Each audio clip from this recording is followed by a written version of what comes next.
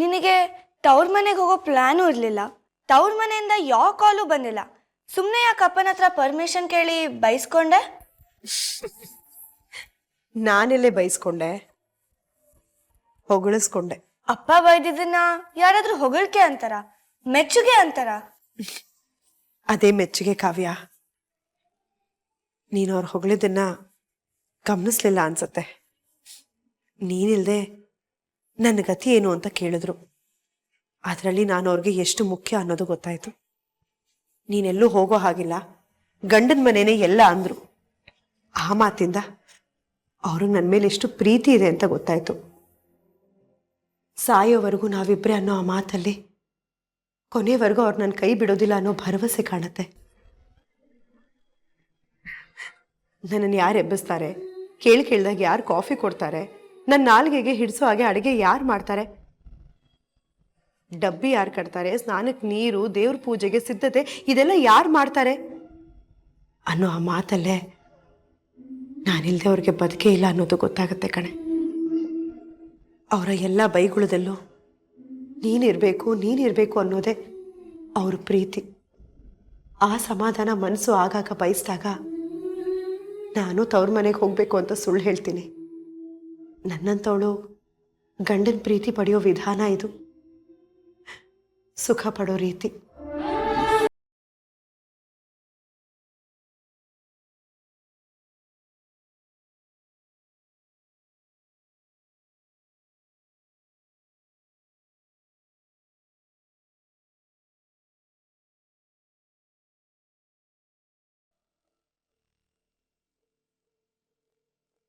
ಹಂಗೆವ್ವ, ಯಾವುದೇ ಕಾರಣಕ್ಕೆ ಅವಳನ್ನ ಟಚ್ ಮಾಡಕ್ಕೆ ಹೋಗ್ಬೇಡ. ಟಚ್ ಮಾಡಿದ್ರೆ ಗೊತ್ತಲ್ಲ, ಮುಟ್ಟಿದ್ರೆ ಮುನಿಯೋದು.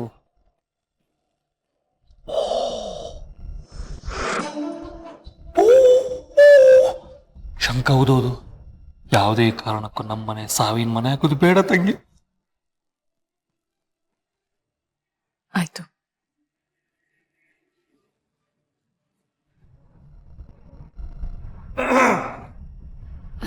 ಮೇಡಮ್ ನಮಸ್ತೆ. ಓ ಗೀತಾ, ನಮಸ್ತೆ. ಏನಮ್ಮ ಆಶ್ಚರ್ಯ, ನಮ್ಮ ಮನೆ ತನಕ ಬಂದ್ಬಿಟ್ಟಿದ್ಯಾ? ಕುತ್ಕೋ. ಪರವಾಗಿಲ್ಲ ಮೇಡಮ್. ಹಾಗಂದ್ರೆ ಹೇಗಮ್ಮ, ಇಡೀ ಕಾಲೇಜಿಗೆ ಫಸ್ಟ್ ಬಂದಿರೋಳು ನೀನು. ಸರಸ್ವತಿನ ನಮ್ಮ ಮನೆಯಲ್ಲಿ ನಿಲ್ಸ್ ಮಾತಾಡೋದಾ? ಕುತ್ಕೋ. ಬೆನ್ನು ಬಿದ್ದು ಕಾಡೋ ಪಿಶಾಚಿ ಅನ್ನೋದು ಗೊತ್ತಿದ್ದು ಸರಸ್ವತಿ ಅಂತಿದ್ದಾಳಲ್ಲ ನನ್ನ ತಂಗಿಯಮ್ಮ. ಕಣ್ಮಣಿ, ಕಾಫಿ ತಿಂಡಿ ಏನಾದ್ರು ತಗೊಂಡ್ ಬಾ ಅಮ್ಮ. ಅಯ್ಯೋ ಅದೆಲ್ಲ ಏನು ಬೇಡ ಮೇಡಮ್. ಬೇಡ ಅಂತ ಬಿಡು ಕಣ್ಮಣಿ. ತಂದೆ ಬಿಟ್ಯಾ, ವೇಸ್ಟ್ ಆಗುತ್ತೇನಪ್ಪ, ಈಗ ನಾನೇ ಕುಡಿಬೇಕೇನೋ. ಅಣ್ಣ, ನಿಂದ್ ಯಾವಾಗ್ಲೂ ತಮಾಷೆನಾ? ನೀನ್ ಕೊಡು ಕಣ್ಮಣಿ.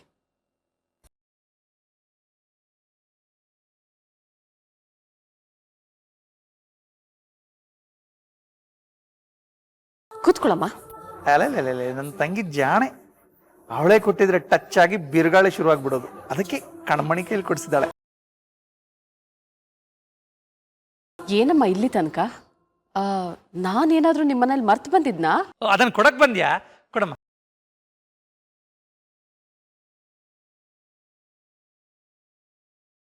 ಅಥವಾ ನನ್ನಿಂದ ಏನಾದ್ರೂ ಸಹಾಯ ಆಗ್ಬೇಕಾಗಿತ್ತಾ? ಕೇಳು. ನನ್ನ ತಂಗಿ ಗೊತ್ತಲ್ಲ, ಬಿಸಿನೀರು ಕೇಳಿದ್ರೆ ಬಾಯ್ಲರೇ ಕೊಟ್ಬಿಡ್ತಾಳೆ. ಕೇಳಮ್ಮ. ನಿಮ್ ಹತ್ರ ಒಂದ್ ವಿಚಾರ ಮಾತಾಡ್ಬೇಕಿತ್ತು. ಹೇಳಮ್ಮ, ಏನ್ ವಿಷಯ? ಏನಿಲ್ಲ, ನನ್ಗೊಬ್ರು ತೊಂದ್ರೆ ಕೊಡ್ತಿದ್ರು, ಅವರಿಂದ ಮುಕ್ತಿ ಬೇಕಾಗಿತ್ತು. ಓ, ಅದೇ ಅವತ್ತು ಮಾರ್ಕೆಟಲ್ಲಿ ಯಾರೋ ನಿನಗೆ ತೊಂದರೆ ಕೊಡ್ತಾ ಇದ್ದಾರೆ ಅಂತ ಹೇಳ್ತಿದ್ಯಲ್ಲ, ಅವ್ರು ಇನ್ನೂ ತೊಂದರೆ ಕೊಡ್ತಿದಾರಾ?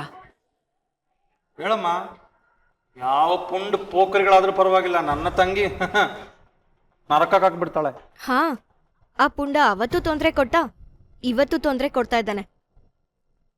ಅವನು ಯಾರು ಅಂತ ನಿನಗೆ ಗೊತ್ತೇನಮ್ಮ? ನಿಮ್ ಮಗ.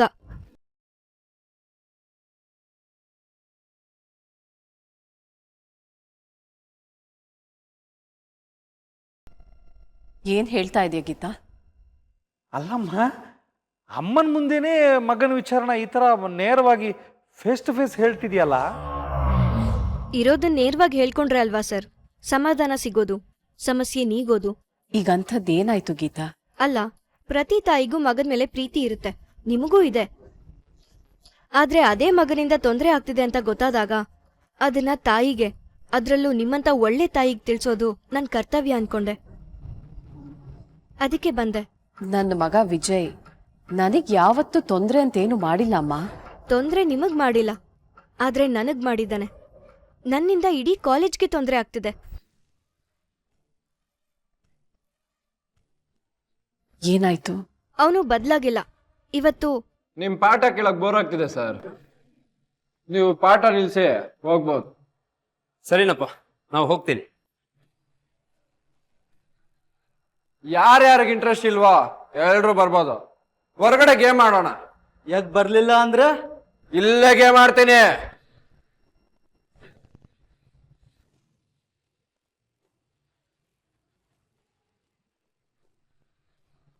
ಮೇಷ್ಟ್ರೆ, ನಿಮ್ ಮಗಳು ಬೇರೆ ಕಾಲೇಜ್ ಅಲ್ವಾ? ಆಕೆಗೂ ಗೇಮ್ ಅಂದ್ರೆ ತುಂಬಾ ಇಷ್ಟ ಅಲ್ವಾ? ಈ ರೀತಿ ಮಾಡ್ಬೋದಾ ಹೇಳಿ ಮೇಡಮ್? ಇದು ಚಾಡಿ ಅಲ್ಲ. ವಿಷಯ ನಿಮಗ್ ಗೊತ್ತಾದ್ರೆ ಒಂದ್ ಮಾತು ಹೇಳಿ ಆಗೋ ತೊಂದ್ರೆನ ತಪ್ಪಿಸ್ತೀರಾ ಅಂತ ಅಷ್ಟೆ. ಆಯ್ತಮ್ಮ, ನಾನು ಅವನ ಹತ್ರ ಮಾತಾಡಿ ಬುದ್ಧಿ ಹೇಳ್ತೀನಿ. ಇನ್ನವನ್ ನಿನ್ ತಂಟೆಗೆ ಬರಲ್ಲ. ಅಯ್ಯೋ ದೇವ್ರೇ, ತಂಗಿಯಮ್ಮ ಇದನ್ನಿಷ್ಟು ಸಿಂಪಲ್ ಆಗಿ ಸ್ವೀಕರಿಸಿದಳವ. ನನಗನ್ಸಿರೋ ಪ್ರಕಾರ ನೀನ್ ಅವನ ಆನ್ಸರ್ ಶೀಟ್ ಕದ್ದಿರೋ ವಿಷಯ ಅವನ ತಲೆಯಲ್ಲಿ ಗಟ್ಟಿಯಾಗಿ ಕೂತ್ಬಿಟ್ಟಿದೆ ಅನ್ಸುತ್ತೆ. ನಾನು ಅದನ್ನ ಹೇಗಾದ್ರೂ ಮಾಡಿ ತೆಗ್ದು ಹಾಕ್ತೀನಿ. ನೀನ್ ಅದ್ರ ಬಗ್ಗೆ ಯೋಚನೆ ಮಾಡ್ಬೇಡ. ಯಾರೇ ಆದ್ರೂ ಇನ್ನೊಬ್ರಿಗೆ ಆದ್ರೆ ಸಹಾಯ ಮಾಡಬೇಕು. ಆಗ್ಲಿಲ್ವಾ ಸುಮ್ಮನಿದ್ದು ಬಿಡ್ಬೇಕು. ಅದು ಬಿಟ್ಟು ತೊಂದರೆ ಕೊಡೋದು ತಪ್ಪು. ಈ ವಿಷಯನ ಧೈರ್ಯವಾಗಿ ನನ್ನ ಹತ್ರ ಬಂದು ಹೇಳಿದ್ದು ನನಗೆ ನಿಜವಾಗ್ಲೂ ತುಂಬಾ ಸಂತೋಷ ಕೊಡ್ತು. Very good. Thank you madam. ಇದಕ್ಕೆಲ್ಲ ಥ್ಯಾಂಕ್ಸ್ ಹೇಳ್ತಾರಮ್ಮ ಗೀತಾ. ಸರಿ, ಈಗ ನೀನು ನೇರವಾಗಿ ಮಾತಾಡೋಳು, ಇದ್ದಿದ್ದನ್ನ ಇದ್ದ ಹಾಗೆ ಧೈರ್ಯವಾಗಿ ಹೇಳೋಳು ಅಂತ ನನಗೆ ಚೆನ್ನಾಗಿ ಗೊತ್ತಾಯ್ತು. ಇಫ್ ಯು ಡೋಂಟ್ ಮೈಂಡ್, ನಾನು ನಿನ್ನ ಹತ್ರ ಒಂದು ಪ್ರಶ್ನೆ ಕೇಳಬಹುದಾ? ಕೇಳಿ. ಈ ಮಾತನ್ನ ನಾನು ಮಂತ್ರಿ ಹೆಂಡತಿಯಾಗಿ ಕೇಳ್ತಾ ಇಲ್ಲ, ವಿಜಯನ್ ತಾಯಿಯಾಗಿಯೂ ಕೇಳ್ತಾ ಇಲ್ಲ, ಒಬ್ಬ ಸಾಮಾನ್ಯ ಗೆಳತಿಯಾಗಿ ಅಂತ ಅಂದ್ಕೋ. ಯಾವುದೇ ಹೆದರಿಕೆ ಇಲ್ಲದೆ, ಮುಜುಗರ ಇಲ್ಲದೆ ಉತ್ತರ ಕೊಡಬೇಕು. ಆಯ್ತು ಮೇಡಮ್. ತಂಗಿಯಮ್ಮ ಏನ್ ಕೇಳಬಹುದು?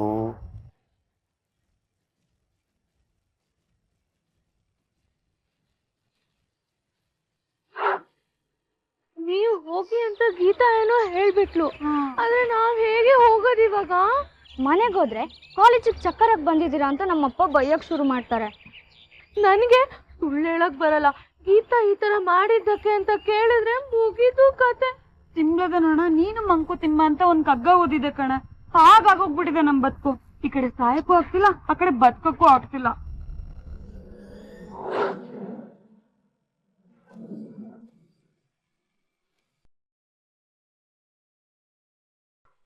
ನೋಡ್ರ ಗೀತಾಗ ಹೆಂಗ್ ಬಂದ್ರು. ಅದು ವಿತೌಟ್ ಗೀತಾ ಮಗ. ಹೇಯ್ ಬರ್ರೇ ಇಲ್ಲಿ.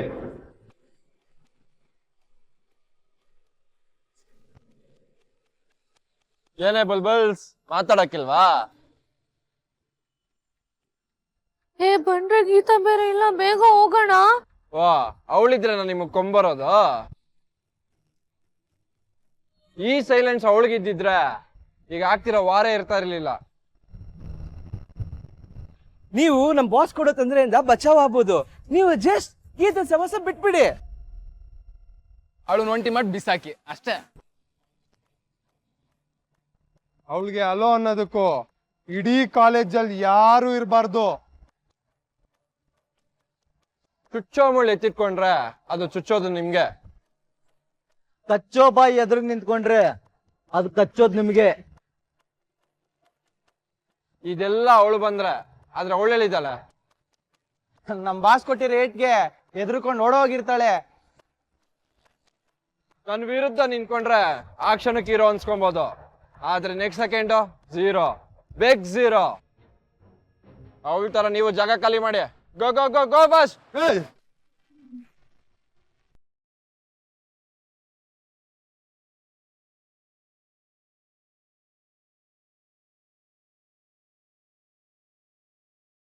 ವಿಜಯ್ ಬಗ್ಗೆ ನಿನ್ನ ಅಭಿಪ್ರಾಯ ಏನಿದೆ?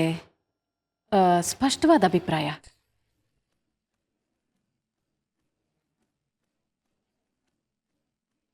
ನೇರವಾಗಿ ಹೇಳ್ಬೇಕಂದ್ರೆ ಮೇಡಮ್, ವಿಜಯ್ ತುಂಬಾ ದುಷ್ಟ. ಅವನು ನೋಡಿದ್ರೆ ಪಾಠ ಮಾಡೋ ಲೆಕ್ಚರರೇ ಓಡ್ ಹೋಗ್ತಾರೆ.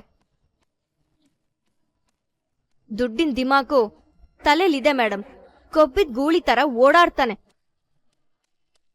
ಅವನಿಂದಾಗಿ ಎಲ್ರಿಗೂ ವಿದ್ಯೆ ಸಿಗ್ಲಿ ಅಂತ ನೀವ್ ಕಟ್ಸಿರೋ ಕಾಲೇಜಲ್ಲಿ ಸರಸ್ವತಿಗೆ ಅವಮಾನ ಆಗ್ತಿದೆ ಮೇಡಮ್. ಒಂದ್ ಸಮಾಜದಲ್ಲಿ ಬಾಳ್ಬೇಕಾಗಿರೋ ವ್ಯಕ್ತಿತ್ವನೇ ಅವನಿಗಿಲ್ಲ. ತುಂಬಾ ಕೆಟ್ಟೋಗಿದ್ದಾನೆ ಮೇಡಮ್. ಹೇಗೋ ಡಿಗ್ರಿ ಮುಗಿಸಿ ನಮ್ ಕಾಲ್ ಮೇಲೆ ನಾವ್ ನಿಲ್ಬೋದು ಅಂತ ಕಷ್ಟಪಟ್ಟು ಫೀಸ್ ಕಟ್ಟಿ ಶ್ರದ್ಧೆಯಿಂದ ಓದ್ತಾ ಇರೋ ವಿದ್ಯಾರ್ಥಿಗಳ ಮಧ್ಯೆ ಎಲ್ಲಾ ಸೌಲಭ್ಯ ಇದ್ದು ಏನೂ ಮಾಡದೆ ದುರಂಕಾರದಿಂದ ಮೆರಿತಾ ಇರೋದು ವಿಜಯ್ ಮೇಡಮ್. ಅವ್ನ ನಡವಳಿಕೆ ಖಂಡಿತ ನಿಮಗೆ ಹೆಸರು ತರತ್ತೆ, ಆದ್ರೆ ಒಳ್ಳೆ ಹೆಸರಲ್ಲ ಮೇಡಮ್, ಕೆಟ್ಟ ಹೆಸರು. ದಯವಿಟ್ಟು ಅವನು ಬುದ್ಧಿ ಕಲ್ಸಿ ಮೇಡಮ್. ಮಕ್ಕಳು ಹೇಗಿರ್ತಾರೆ ಅಂತ ಮನೆಯವ್ರಿಗೆ ಗೊತ್ತಿರಲ್ಲ ಮೇಡಮ್. ಯಾಕಂದ್ರೆ ಮಕ್ಕಳು ಮನೆಯವ್ರ ಮುಂದೆ ಚೆನ್ನಾಗೇ ಇರ್ತಾರೆ. ನಿಜಕ್ಕೂ ನೀವು ತುಂಬಾ ಒಳ್ಳೆಯವರು ಮೇಡಮ್. ಮಗನ್ ಬಗ್ಗೆ ವಿಚಾರಿಸ್ತೀರಾ, ಕೇಳೋ ಸಹನೆ ಇದೆ, ತಪ್ಪನ್ನ ತಿತ್ತೀರಾ. ನಿಮ್ ಒಳ್ಳೆ ಗುಣದಲ್ಲಿ 1% ಅವ್ನಿಗಿಲ್ವಲ್ಲ ಮೇಡಮ್. ಇದು ನನ್ ಸ್ವಂತ ಅಭಿಪ್ರಾಯ ಮೇಡಮ್. ಇಂಥ ಮಗನ್ನ ಹೆತ್ತವರು ಅದ್ ಹೇಗ್ ಸಾಯಿಸ್ಕೊಂಡಿದ್ದಾರೋ ಅನ್ನೋದು ನಮ್ ಕಾಲೇಜಲ್ಲಿರೋ ಎಲ್ರೂ ಲೋಕ ಅಭಿಪ್ರಾಯ.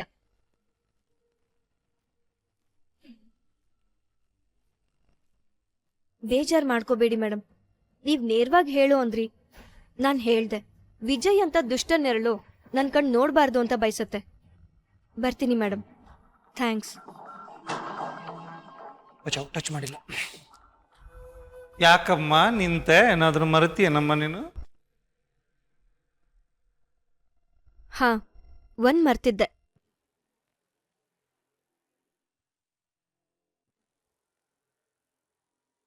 ಆಶೀರ್ವಾದ ಮಾಡಿ ಮೇಡಮ್.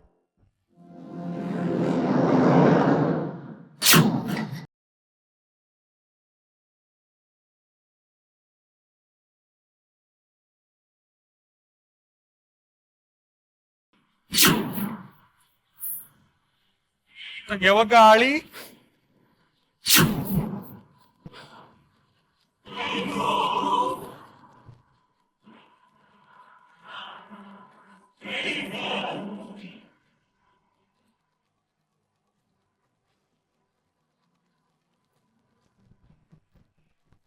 ತಂಗ್ಯವ ಹೂ ಬಿತ್ತು. ಇನ್ನ ಓಂ ಓಂ ಓಂ ಶಂಕ.